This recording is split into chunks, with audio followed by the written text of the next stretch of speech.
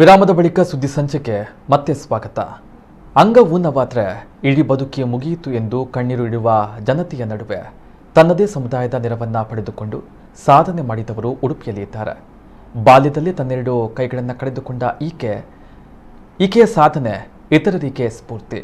ಯಾರವರು, ಏನಿವರ ಸಾಧನೆ ಅಂತೀರಾ? ಬನ್ನಿ ವರದಿ ನೋಡಿ.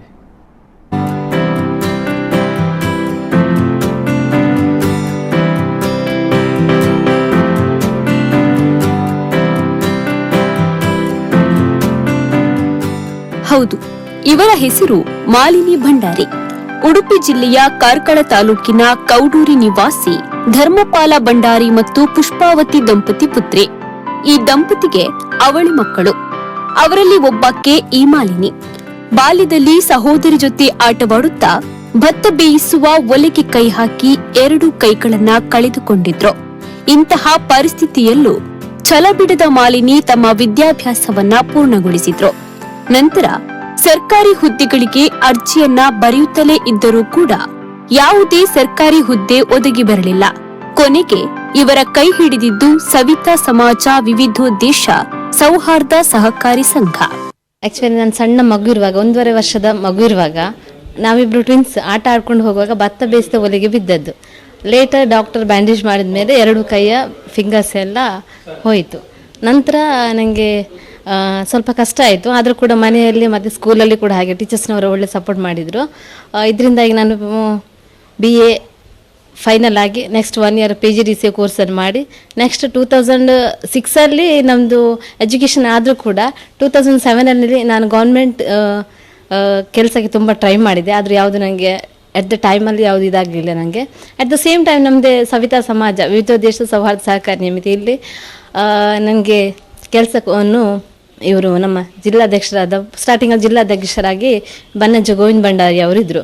ಅವರು ಈ ನಮ್ಮ ಸವಿತಾ ಸಮಾಜ ಸೊಸೈಟಿ ಆಗುವ ಟೈಮಲ್ಲಿ ನನಗೆ ಈಗ ಯಾವುದೇ ಸರ್ಕಾರಿ ಉದ್ಯೋಗ ಆಗದಿದ್ದರೂ ಕೂಡ ನನಗೆ ತುಂಬ ಸಪೋರ್ಟ್ ಮಾಡಿದರು ಅವರು. ನಮ್ಮದೇ ಸಂಘ ಇದರಲ್ಲಿ ಸಹಕಾರಿ ನೀನು ಕೆಲಸ ಮಾಡುವ ಅಂತ ಹೇಳಿ. ನೆಕ್ಸ್ಟ್ ನನಗೆ ಅವರು ಮತ್ತು ಕೂಡ ಹೆಚ್ಚು ಸಪೋರ್ಟನ್ನು ಮಾಡಿದರು.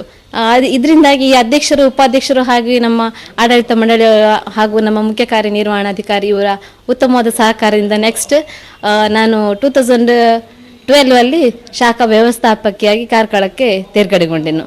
ಅದು ನನಗೆ ತುಂಬ ನನಗೆ ಸಂತೋಷ ಆಗಿದೆ. ಇದು ನನ್ನ ಫ್ಯೂಚರಿಗೆ ಈಗ ಸವಿತಾ ಸಮಾಜವು ನನಗೆ ತುಂಬ ಸಹಾಯವನ್ನು ಮಾಡಿದೆ ಅಂತ ಹೇಳಿ ನಾನು ಸಂತೋಷ ಪಡ್ತೇನೆ. ನಾವು ಸಮಾಜದಲ್ಲಿ ಯಾರು ಕೂಡ ಹಿಂದೆ ಸರಿಬಾರದು. ನಮಗೆ ದೇವರು ಒಂದಲ್ಲ ಒಂದು ರೀತಿಯಲ್ಲಿ ಪ್ರತಿಭೆಯನ್ನು ನೀಡಿರ್ತಾನೆ. ಅದನ್ನು ನಾವು ಉತ್ತಮ ರೀತಿಯಲ್ಲಿ ನಾವು ಸದುಪಯೋಗ ಮಾಡ್ಕೊಳ್ಬೇಕಂತ ಹೇಳಲಿಕ್ಕೆ ನಾನು ಬಯಸ್ತೇನೆ. ಈಗ ನಾವು ಯಾರಿಗೂ ಕೂಡ ಹೊರೆಯಾಗಬಾರ್ದು.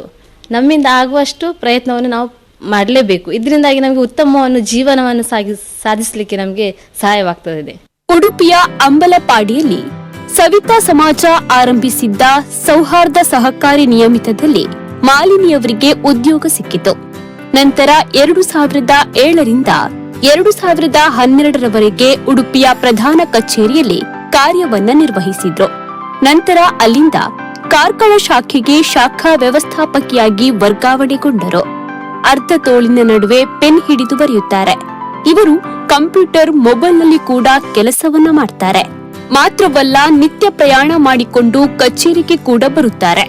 ಮನೆ ಹಾಗೂ ಕಚೇರಿ ಎರಡನ್ನೂ ಸಮರ್ಥವಾಗಿ ನಿಭಾಯಿಸುವ ಈಕೆಯ ಬದುಕಿನಲ್ಲಿ ಮಗ ಕೂಡ ಇದ್ದಾನೆ. ಮಾಲಿನಿ ಭಂಡಾರಿ ಕೌಡೂರು ಇವರು ನಮ್ಮ ಸವಿತಾ ಸಮಾಜದ ಸದಸ್ಯೆ. ಈಕೆ ಕೈ ಬೆರಳುಗಳು ಸಣ್ಣದಿರುವಾಗಲೇ ಒಲೆ ಬೇಯಿಸುವ ಒಲೆಯಲ್ಲಿ ಭತ್ತ ಬೇಯಿಸುವ ಒಲೆಗೆ ಕೈ ಇಟ್ಟು ಬೆರಳುಗಳನ್ನೆಲ್ಲ ಕಳ್ಕೊಂಡು ಅಂಗವಿಕಲಾಗಿದ್ದು ಕೂಡ ಸಾಧನೆ ಮಾಡಿ ಡಿಗ್ರಿಯನ್ನು ಮುಗಿಸಿ ಕಂಪ್ಯೂಟರ್ ಮುಗಿಸಿ ಒಳ್ಳೆಯ ಒಂದು ರಾಜ್ಯಪಾಲರ ಪ್ರಶಸ್ತಿಯನ್ನು ಪಡ್ಕೊಂಡು ಉತ್ತಮ ಸಾಧನೆಯನ್ನು ಮಾಡಿದ್ದಾಳೆ.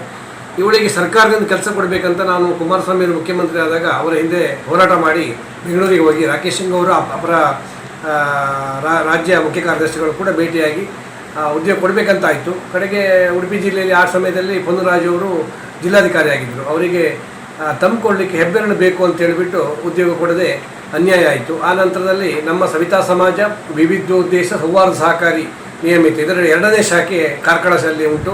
ಆ ಶಾಖೆಯಲ್ಲಿ ಆಕೆಗೆ ಒಂದು ಮ್ಯಾನೇಜರ್ ಕೆಲಸವನ್ನು ಕೊಟ್ಟು ಅವಳ ಜೀವನಕ್ಕೆ ನಾವು ಸಹಕಾರ ಕೊಟ್ಟಿದ್ದೇವೆ. ಉತ್ತಮವಾಗಿ ಕಾರ್ಯನಿರ್ವಹಿಸ್ತಾ ಇದ್ದಾಳೆ ಅಂತ ಹೇಳುವುದಕ್ಕೆ ನಮಗೆ ತುಂಬ ಹೆಮ್ಮೆ ಆಗ್ತದೆ.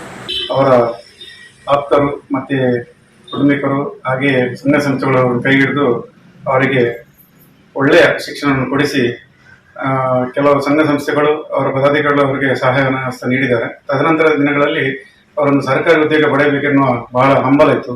ಆ ಸಂದರ್ಭದಲ್ಲಿ ನಮ್ಮ ಕುಮಾರಸ್ವಾಮಿಯವರು ಮುಖ್ಯಮಂತ್ರಿಗಳಾಗಿದ್ದಾಗ ಆಗಿನ ನಮ್ಮ ಉಡುಪಿ ಸವಿತ ಸಮಾಜದ ಜಿಲ್ಲಾಧ್ಯಕ್ಷರಾಗಿದ್ದ ಗೋವಿಂದ ಭಂಡಾರಿಯವರು ನಮ್ಮ ತಂಡ ಅವರಿಗೆ ಮುಖ್ಯಮಂತ್ರಿ ಜನಸ್ಪಂದನ ಕಾರ್ಯಕ್ರಮದಲ್ಲಿ ಅವರನ್ನು ಕರ್ಕೊಂಡು ಹೋಗಿ ಅವರಿಗೆ ಅಲ್ಲೇ ಆರ್ಡರ್ ಮಾಡಿಸಿ ಉಡುಪಿಯ ಭೂಮಿ ಇದರಲ್ಲಿ ಉದ್ಯೋಗ ಆಯಿತು. ಆದರೂ ಪುನಃ ಇಲ್ಲಿ ಅವರ ವೈದ್ಯಕೀಯ ಇದರಲ್ಲಿ ಅವರಿಗೆ ಕೆಲಸ ಸಿಗಲಿಲ್ಲ.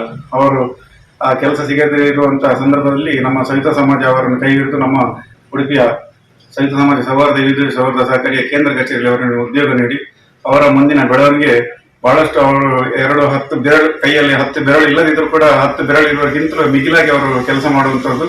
ಅಂಗವಿಕಲತೆ ಅನ್ನುವುದು ಶಾಪವಲ್ಲ.